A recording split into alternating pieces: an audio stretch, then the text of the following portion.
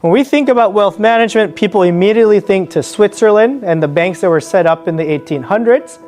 We're still working with those legal systems and structures today, but where the wealth is coming from has shifted. We have much more now in North America, much more now in Asia. And that Asian component we expect to continue to grow. What are the opportunities that we're identifying here? Are also opportunities for people to come in and actually disrupt or innovate in the financial system. I can identify 4.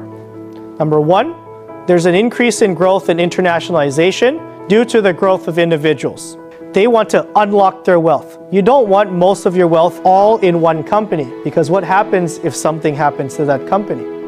Right? You don't want everything to disappear. You want to start allocating all around the world. So that actually generates this gap where maybe there can be people serving, right, wealthy individuals to advise them on what type of international investments to make. Number 2, there's been a transformation of some financial institutions into family offices. Many banks have set up special wealth management arms, and those are actually the component that's been driving their growth. Regulation has forced banks to actually now carve out some of these into separate entities. Right? You're not allowed to group too many things under one house anymore. Legally, they have to be in separate entities for regulatory purposes.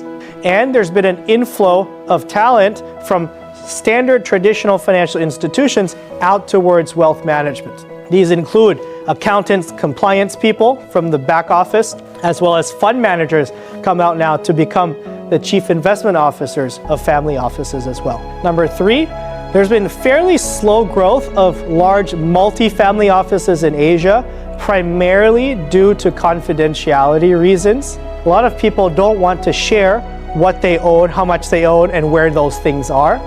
Therefore, maybe a slightly different model needs to be adopted for Asia. Something such that you can pool some resources so that you don't have to all hire your own set of accountants, but at the same time, maintain confidentiality and segregate the portfolios from one another. Number 4, there's still more scope for a global network of collaboration, as well as multi-jurisdictional multifamily offices.